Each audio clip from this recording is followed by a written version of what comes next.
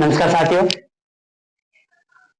जैसा कि अपन बता रहे थे कि अपन प्रत्येक टॉपिक वाइज अपन एक मैराथन क्लास लेके आएंगे, जिसके अंतर्गत अपन ऑल एग्जाम में जितने भी प्रत्येक टॉपिक से संबंधित जितने भी सवाल हैं उनको अपन हल करने वाले हैं। मेरा ये कहना है कि जैसे अपन मैराथन क्लास में पुराने जो पेपर हैं उनको जब सॉल्व करते हैं तो आप एक बार वीडियो जरूर देखें। प्लेलिस्ट में प्रत्येक टॉपिक वाइज वीडियो है, बहुत सारे रिजल्ट्स हैं जो सीधा एग्जाम में पूछे गए हैं। अभी जब अपन सवाल हल करवाएंगे तब आप देखना कि सीधे से सीधे सवाल एक स्टेटमेंट होता है उससे ही अपने से पूछा गया है। तो मेरा ये कहना है कि आप जाइए प्ले लिस्ट में सर्च कीजिए, परवलय का संबंधित है तो परवलय, देश व्रत रेखा, जिससे भी संबंधित आप टॉपिक से संबंधित प्ले लिस्ट सर्च करोगे तो ऑटोमेटिक आपको सर प्ले लिस्ट में प्रत्येक टॉपिक वाइज प्ले लिस्ट अलग से फोल्डर बना हुआ है तो आप देख सकते हो। तो एक बार मैराथन को देखने से पहले एक बार कोशिश की, यदि आप मैराथन देख लेंगे तो आपके कंसेप्ट क्लियर है तो मैराथन देखिए। यदि आपको वहां दिक्कत होती है तो वापिस से जिस टॉपिक में भी आपको समस्या आती है तो वैसा ही अपन ने प्रत्येक टू द पॉइंट पढ़ाया हुआ है, तो वहां देख के अपन अपनी जो कंफ्यूज है उसको अपन दूर कर सकते हैं। जैसे सवाल आएंगे तो मैं बताता जाऊंगा कि ये कंडीशन अपन ने पढ़ा कि नहीं पढ़ा। अधिकतर सभी चीजें अपन ने पढ़ी हुई है जो एग्जाम में क्वेश्चन आए हुए हैं और जो आने की संभावना है। देखते हैं अपन पहला क्वेश्चन। कुछ प्रश्न है जो आज 2011 के बाद में जितने भी प्रश्न अपने एग्जाम में आए हुए हैं वो सभी क्वेश्चन है। एक बार देखते हैं क्या है प्रश्न।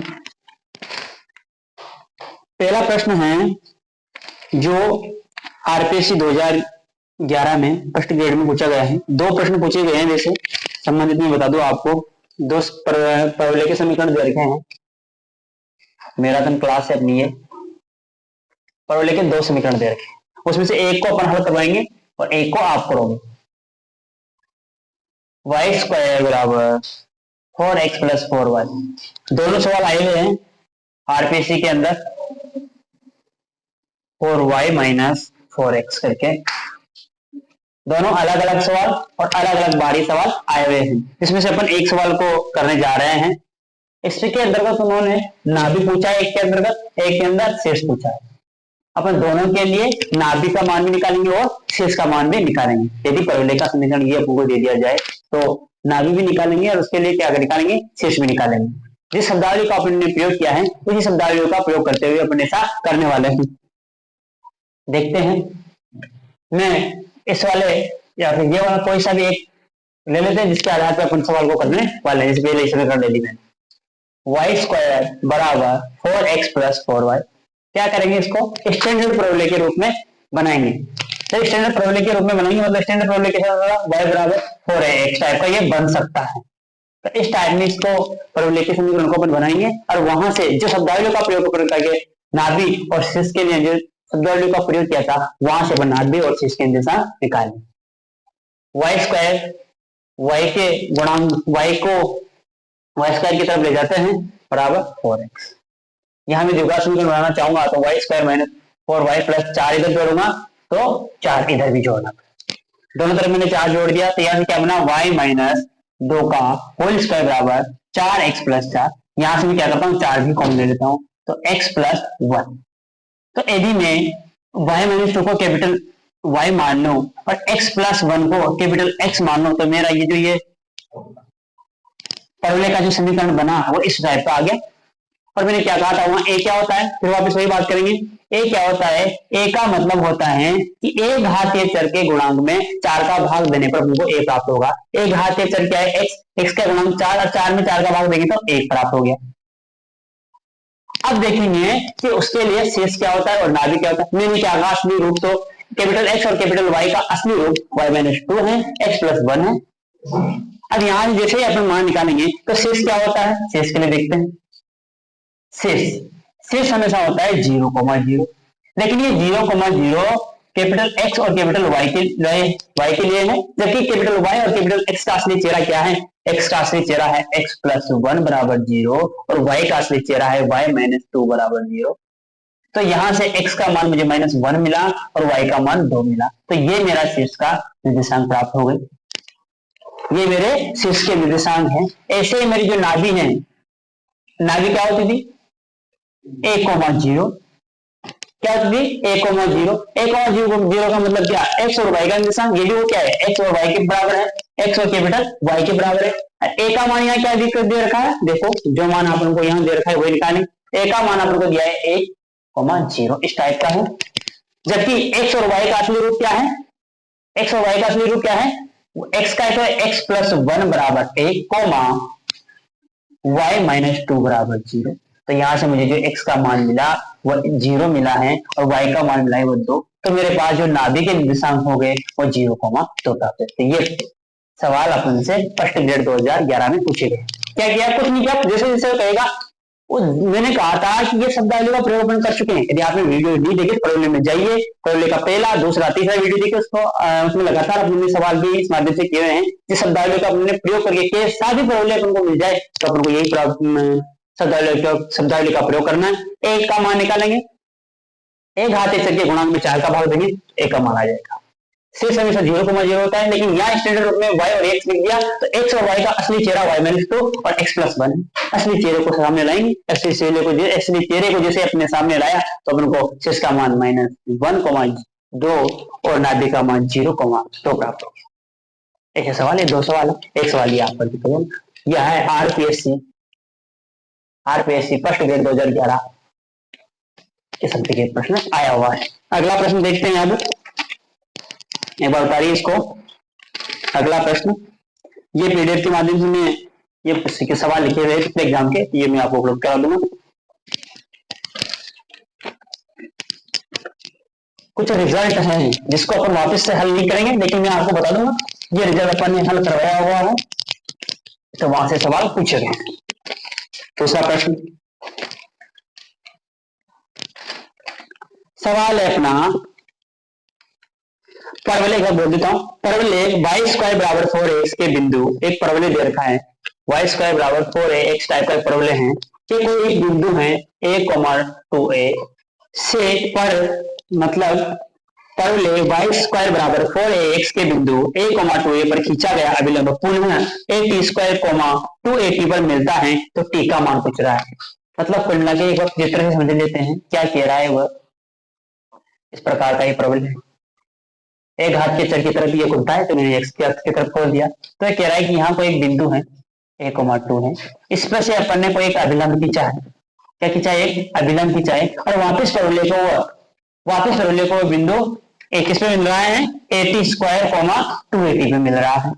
तब संबंध क्या होता है। अब इसके लिए तो मैंने एक अच्छा सा डेरिवेशन, एक अच्छा सा रिजल्ट जो अपन ने पहले कर रखा है वो कर रखा है। मैंने कहा था कि परवलय का कोई अभिलंब किसी बिंदु से अभिलंब खींचा जाता है और वो दूसरे बिंदु पर कहीं न कहीं परवलय पर ही मिलता है, तो उसका जो संबंध का जो सूत्र हुआ करता था वो इस प्रकार से आता था। जो T1 और T2 के अंदर यहाँ पर क्या होता था, असली जो मैंने वहां स्टैंडर्ड किया था क्या मानता था a_t1 square a_t2 square 2at2 T1 a_t1 का स्क्वायर 2at1 और ये क्या होता था a_t2 का स्क्वायर 2at2। लेकिन यहाँ उसने a,2a के रूप में दिया है और यहाँ a_t स्क्वायर 2at, जब भी तो अपन से पूछ रहा है टी का मान क्या होगा, अपन से क्या पूछा उसने टी का मान। तो इस समीकरण के लिए कुल मिलाकर क्या मान पूछ रहा है T2 का ही मान पूछ रहा है। तो T2 का मान क्या होता है, इन दोनों के स्टैंडर्ड के रूप में देखेंगे, स्टैंडर्ड समीकरण के रूप में अपन देखने वाले क्या है।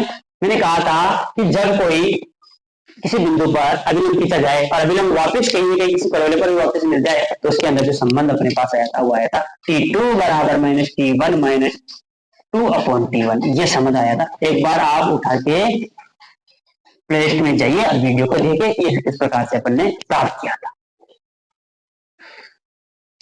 अब देखते हैं, अब मुझे T2 का मान मतलब T2 की जगह क्या है, मतलब मेरे पास T है, T2 की जगह क्या मान निकालना है, मुझे T2 का मान निकालना है जो कि यहाँ पे T है।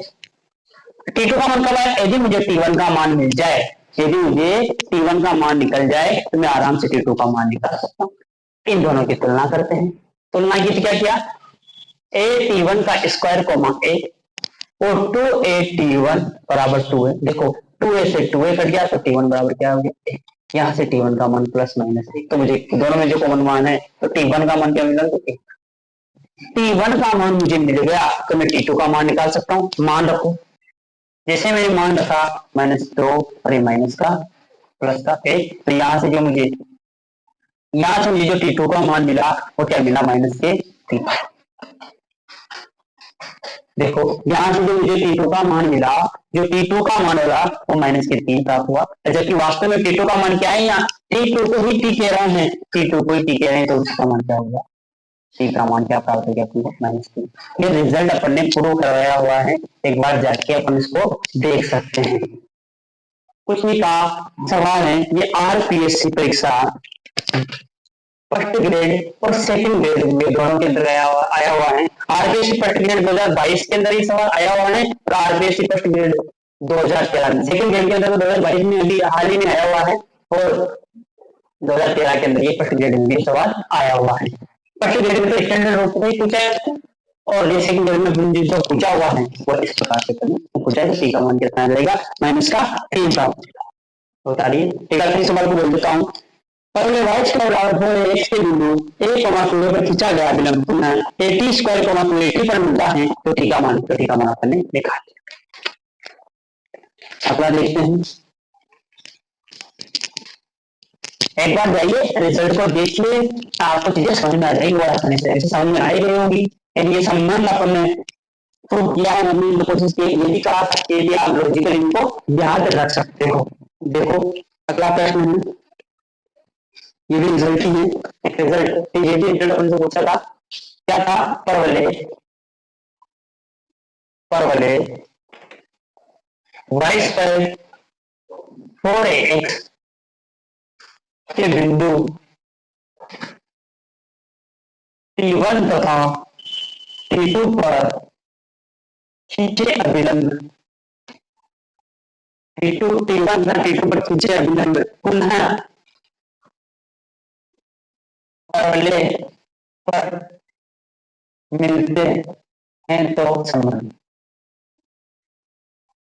इसका भी मैंने रिजल्ट बताया था आपको, प्रूफ भी अपनी तरह रखा है कि ये भी इसका प्रूफ पहले फॉर्म देता हूँ, T1 और T2 बराबर कितना जाएगा 2। आया कैसे देखते हैं, पहले अपनी वीडियो में भी कर रखा है, एक बार फिर आप हो तो एक बार छोड़ देते हैं। देखो क्या था, हमने कहा था कि एक परवलय है, इसके दो बिंदु हैं, ये T1 है और ये T2 है, या फिर इसको P मान लेगा, इसको P मान लेगा, दोनों पर बिंदु खींचा, एक ही कॉमन बिंदु में क्या करते हैं, आगे मिल जाते हैं जो कि R है, इसको मैं T1 T2, इसको मैं क्या मान लेता हूँ। तो जैसे अपने पिछले वीडियो में देखा कि T1 से खींचा गया, तो विलंब यदि T3 पर मिले उसके लिए क्या कंडीशन होगी, जब T1 से खींचा गया विलंब वापिस ही पर तो T3 में मिले क्या कंडीशन होती, T3 बराबर माइनस का T1 माइनस 2/T1 जो हुई। ऐसे नहीं कहो कि T2 से खींचा गया विलंब वापस T3 पर मिले तो क्या कंडीशन होगी, T3 बराबर माइनस का T2 माइनस 2/T2। ये दोनों एक ही तो बिंदु हैं, दोनों को क्या कर दूंगा बराबर, जैसे मैंने T1 माइनस 2/T1 किया बराबर माइनस का T2 माइनस 2/T2 कॉमन लेके गुणा कर दिया, जिसे मैंने गुणा किया तो क्या हो गया, या फिर मैं इन दोनों को साथ साथ में ले लेता हूँ, या फिर गुणा कर दो आप, तो ठीक है, माइनस कॉमन ले लेता हूँ तो सब जगह क्या हो जाएगा प्लस, ये सब जगह क्या हो गया प्लस हो गया, और T1 T2 को क्या कर दो गुणा कर देता हूँ, T1 का स्क्वायर प्लस 2 बटा T1 बराबर T2 का स्क्वायर प्लस 2 बटा T2, वजह गुणा कर दो तो T1, या फिर वजह गुणा नहीं कर देते, पहले कर देते, चलो ठीक है, चलो यही कर देते हैं, इससे अपना मामला सेट हो जाएगा।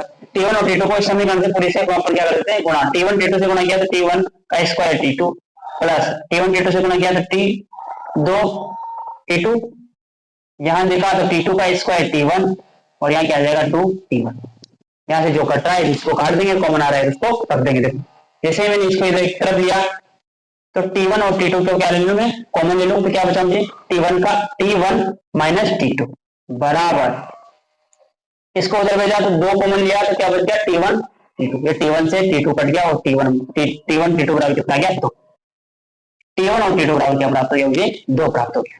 तो इस प्रकार से अपन ये मान निकालना था। मैंने ये कहा था कि जब कोई परवलय पर कोई अभिलंब किसी बिंदु T से खींचा जाए और वापस परवलय को मिले तो ये कंडीशन अपनी होती। अब हम कह रहे हैं कि दो बिंदु है T1 और T2 और वो एक ही बिंदु पर आके मिले तो कंडीशन क्या होगी, T1 T2 बराबर 2, मतलब जो T1 और T2 के अंदर जो संबंध प्राप्त होगा वो क्या होगा, T1 T2 बराबर क्या होगा 2 होगा। अगला सवाल करते हैं, रिजल्ट है जिसका प्रूव अपन ने कराया हुआ है। और ये जो सवाल है ये आया हुआ है, मैं बता दूं आपको कि आरपीसी के रिजल्ट 2013 में आया हुआ सवाल, जो ये सवाल आया हुआ है कि आरपीसी 2013 में आया हुआ सवाल है। अगला सवाल करते हैं। अगला सवाल है, अच्छा सवाल है, क्वेश्चन देखो। वृत्त एक्स स्क्वायर वाई स्क्वायर बराबर 2, और बहुत अच्छा सवाल है, आने वाले एग्जाम में कहीं ना कहीं आ सकता है। वाई स्क्वायर बराबर 8x की उभयनिष्ठ स्पर्श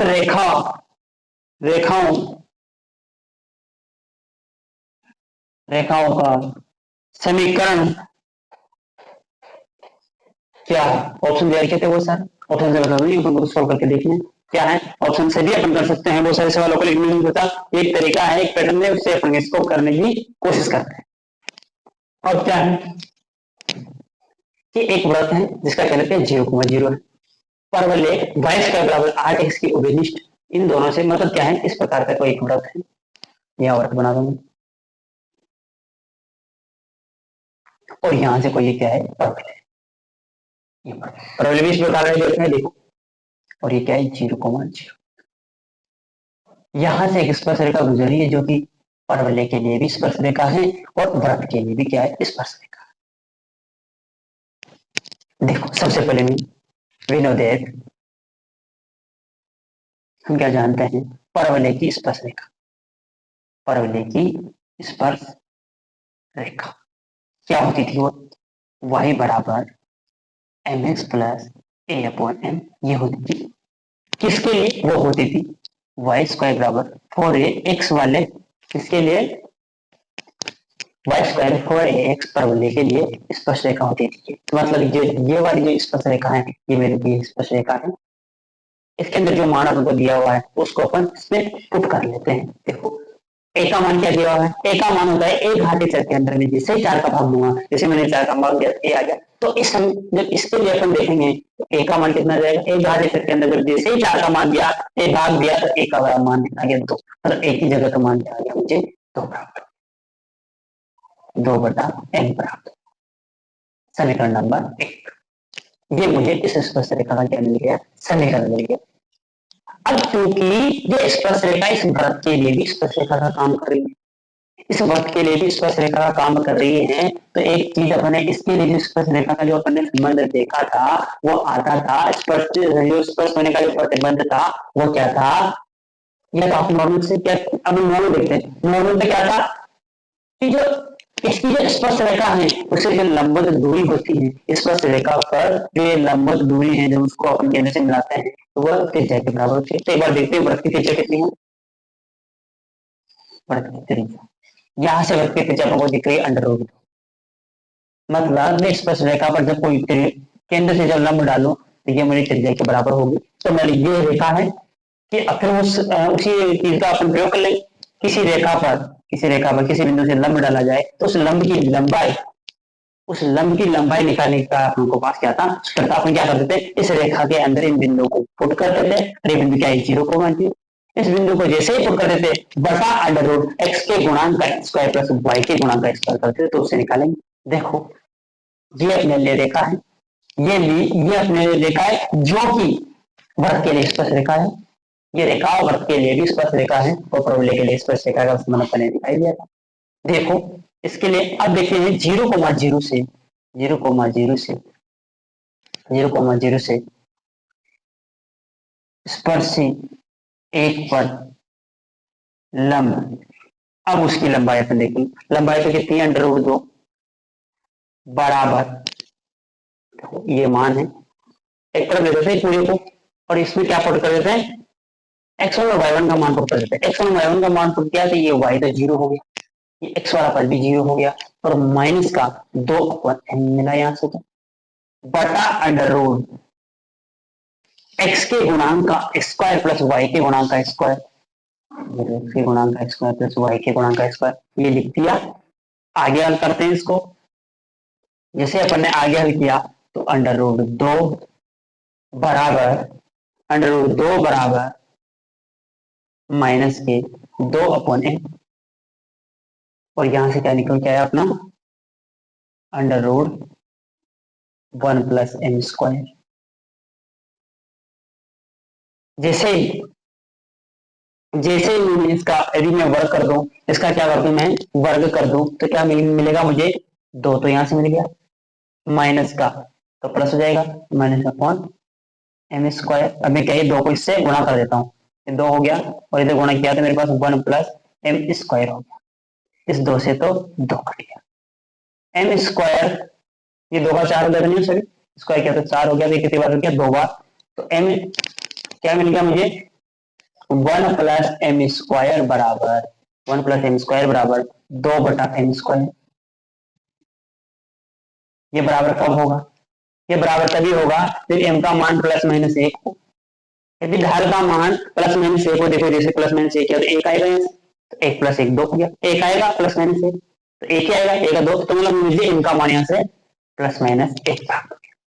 जैसे ही मुझे m का मान ±1 प्राप्त हुआ, मैं इस समीकरण में मान पुट कर दूंगा।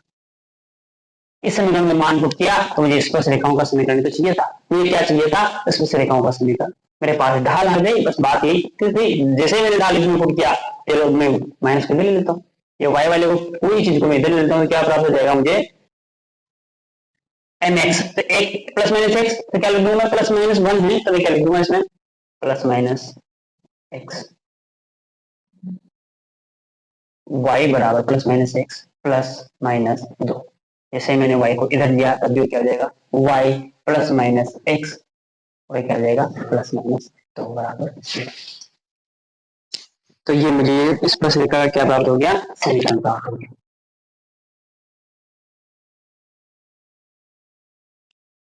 ये इस प्रश्न का x +-y +2 बराबर 0, ये मुझे इस प्रश्न का समीकरण।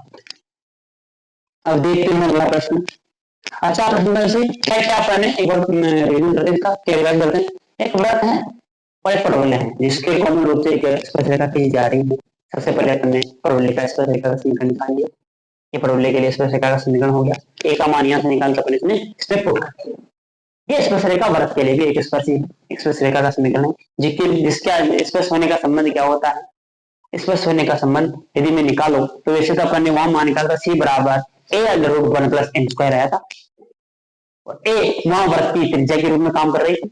जैसे मैंने यहाँ या फिर स्पर्शता का जो संबंध होता है वो क्या होता है, किसी भी बिंदु किसी भी स्पर्श रेखा पर जो वृत्त की केंद्र से जो लंब डाला जाता है तो उसकी लंबाई त्रिज्या के बराबर होती है। सी का सूत्र लगाया, जिसे निकाला था ढाल का मान निकाला, ढाल का मान निकाल लिया, स्पर्श रेखा का समीकरण तो पहले ही था मेरे पास, उसमें मान पुट किया तो स्पर्श रेखा क्या प्राप्त हो गया, समीकरण को प्राप्त हो गया। अगला प्रश्न करेंगे, ये अच्छा प्रश्न था एग्जाम के दृष्टिकोण से और थोड़े लॉजिकल प्रश्न था। अगला प्रश्न करते हैं।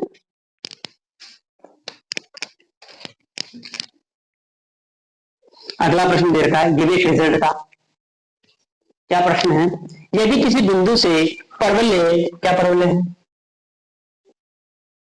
ठीक है, यदि किसी बिंदु से परवलय पर खींचे गए अभिलंब परवलय को बिंदु 3 बिंदु देखें, मैं EN1 EN2 E2N2 E3N3 या फिर जाए या फिर निशा के रूप में भी अपन इनको लिख सकते हैं, लेकिन मैंने ई और एन लिखा क्योंकि सभी के लिए अलग अलग होता है। अलग अलग एग्जामों में बहुत बार में सवाल आया हुआ है, जो कि अपन ने रिजल्ट के रूप में भी सवाल करवा रखा है। आप जाइए परवलय का मोस्ट इंपोर्टेंट रिजल्ट है, उसमें आप देख सकते हो।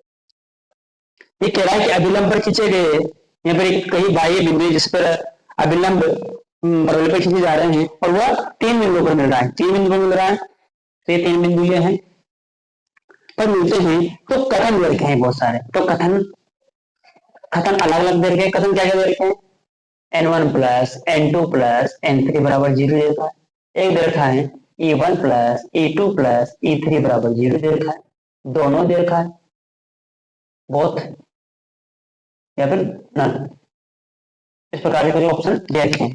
तो इसके लिए नोट में बता दूं, इसके लिए मैंने एक रिजल्ट प्रूव करवाया है, एक बार फिर से सवाल पढ़ता हूं। यदि किसी बिंदु से परवलय y² = 4ax पर खींचे गए अभिलंब परवलय को बिंदु En1, E2N2, E3N3 पर मिलते हैं तो सत्य कथन बचाइए, जो कि ये आरपीएससी सेकंड ग्रेड अभी हाल ही में जो आरपीएससी सेकंड ग्रेड संस्कार डिपार्टमेंट का जो 2022 में हुआ ये वाला प्रश्न, और इससे पहले जो सवाल किया था वो भी आरपीएससी सेकंड ग्रेड संस्कृत विभाग में ये आया हुआ प्रश्न।